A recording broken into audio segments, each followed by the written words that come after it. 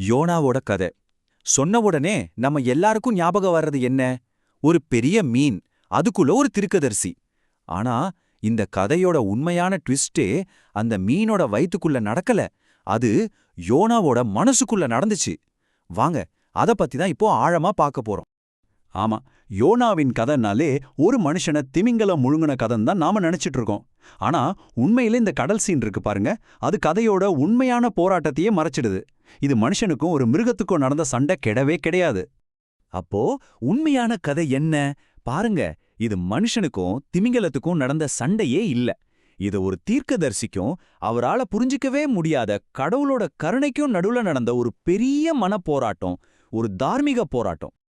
ஆமாங்க, நீங்க கேட்டது கரெக்ட் தான். யோனா சாவுக்கு பயந்து ஓடல, கடவுள் அவரோட எதிரிகளை மன்னிச்சிருவாருன்னு பயந்து ஓடினார். அடடா, என்ன ஒரு ஆச்சரியமான திருப்பம் பாருங்க. இத பத்தி தான் நாம இப்போ விலாவாரியா பார்க்க போறோம். சரி, கதை இப்பதான் ஆரம்பிக்குது. கடவுள் யோனா கிட்ட பேசுறாரு, அவருக்கு ஒரு மிஷன் கொடுக்கறாரு. என்னன்னா, நினிவேன்னு ஒரு நகரத்துக்கு போகணும். அந்த நினிவே யாருன்னு கேட்டா, இஸ்ரேவேலோட பரம எதிரி, ரொம்ப கொடுமைக்கு பேர் போன அசீரிய பேரரசோட தலைநகரம்.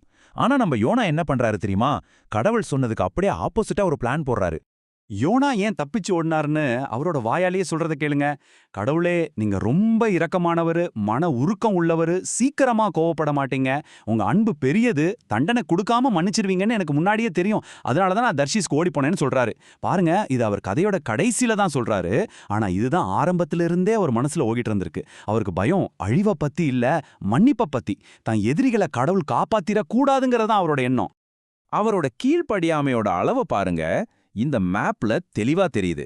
கடவுள் அவரை கிழக்கு பக்கமா ஒரு 500 மைல் தூரத்துல இருக்கிற நினிவேக்கு போக சொன்னார். ஆனா யோனா என்ன பண்ணாரு? அப்படியே ஆப்போசிட் டைரக்ஷன்ல மேற்கு பக்கமா 2500 மைல் தள்ளி இருக்கிற தர்ஷீஸ்க்கு ஓடினார். அதாவது அப்போதைய உலகத்தோட கடைசி எல்லைக்கே ஓடிட்டாரு. ஆனா ஒண்ணு, கடவுள்கிட்ட இருந்து தப்பிச்சு ஓட முடியுமா என்ன? யோனாவோட இந்த கீழ்ப்படியாம அவரை மட்டும் இல்ல, அவரை சுத்தி இருந்த அப்பாவி மக்களையும் ஆபத்துல மாட்டி விடுற ஒரு பெரிய புயலை உருவாக்குது. கடல்ல பயங்கர கொந்தளிப்பு. பல வருஷ அனுபவம் உள்ள மாலுமிகளே உசிர் பயத்துல நடுங்கிட்டு இருக்காங்க. ஆனா இந்த மொத்த குழப்பத்துக்கும் காரணமான நம்ம யோனா என்ன பண்ணிட்டு இருக்காரு தெரியுமா? கப்பலுக்கு அடியில போய் நிம்மதியா தூங்கிட்டு இருக்காரு. கடைசியில இந்த புயலுக்கு நான் தான் காரணம்னு அவரே ஒத்துக்கிட்டு என்னைய தூக்கி கடல்ல போட்டுருங்கன்னு சொல்ற அளவுக்கு போயிடுறாரு. மீனோட வயித்துக்குள்ள அந்த 3 நாள், அது யோனாவோட வாழ்க்கையில ஒரு பெரிய டர்னிங் பாயிண்ட். சாவோட ஆழத்திலிருந்து அவர் மனசு திருந்தி ஜபம் பண்ண ஆரம்பிச்சப்போதான் அவருக்கு விடுதலை கிடைக்குது.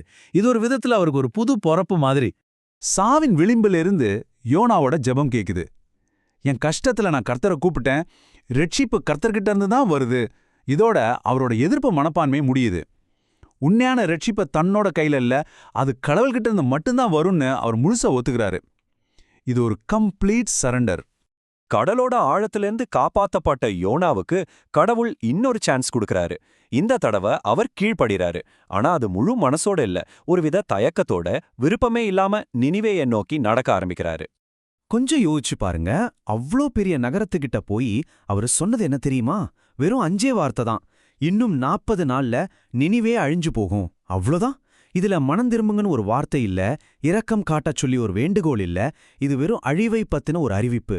1,20,000 இந்த நம்பர் எதுக்கு தெரியுமா?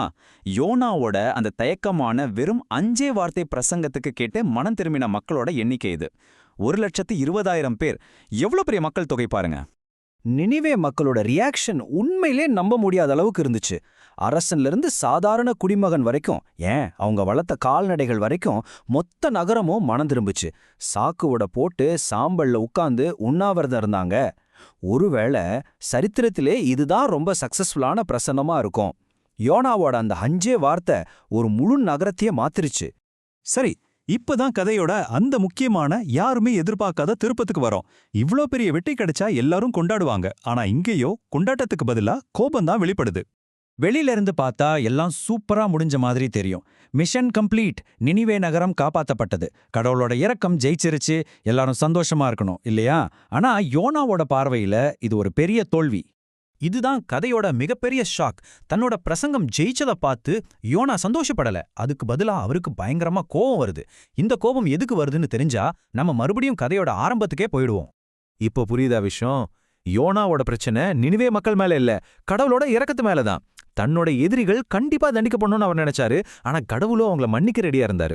இதை அவரால ஏத்துக்கவே முடியல. இப்போ கதை கடைசி கட்டத்துக்கு வருது. இங்க கோவத்துல உட்கார்ந்திருக்கிற யோனாவுக்கு கடவுள் ஒரு நேரடி பாடம், ஒரு ஆப்ஜெக்ட் லெசன் கத்துக் கொடுக்க போறாரு. இந்த சீன் ரொம்ப பவர்ஃபுல்லானது. கடவுள் முதல்ல ஒரு செடியை வளர வச்சு யோனாவுக்கு நிழல் கொடுக்கறாரு. அந்த செடியை பார்த்து யோனாவுக்கு ஒரே சந்தோஷம். அடுத்த நாளே கடவுள் ஒரு புழுவை அனுப்பி அந்த செடியை அழிச்சிடுறாரு. இப்போ யோனாவுக்கு அந்த செடிக்காக செத்துடலான்னு தோன்ற அளவுக்கு கோபம் வருது. ஒரு செடிக்காக இவ்ளோ அக்கறை, இவ்ளோ கோபம், இதை ஞாபகம் வச்சுக்கோங்க. இதுதான் கதையோட கிளைமேக்ஸ். கடவுள் கேக்குறாரு, நீ கஷ்டப்பட்டு வளர்க்காத ஒரே நாள்ல வந்துட்டு போன ஒரு செடிக்காக நீ இவ்வளவு வருத்தப்படுறியே, அப்போ நான் உருவாக்குன 1,20,000 மக்களுக்காக நான் ஏன் கவலைப்படக்கூடாது? யோனாவோட புத்தகம் இந்த கேள்வியோட தான் முடியுது. கடவுள் கேக்குறார், ஆனா யோனா இதுக்கு பதில் சொல்லவே இல்ல. அந்த கேள்வி இன்னைக்கும் நம்மகிட்ட கேட்கப்படுது. நாம எதிரிகள்னு நினைக்கிறவங்க மேல நம்மால இரக்கம் காட்ட முடியுமா? இல்ல நாமளும் யோனா மாதிரி ஒரு செடி மேல காட்டுற அக்கறைய கூட மனுஷங்க மேல காட்ட தவறிடுவோமா? பதில் உங்க கையில தான்.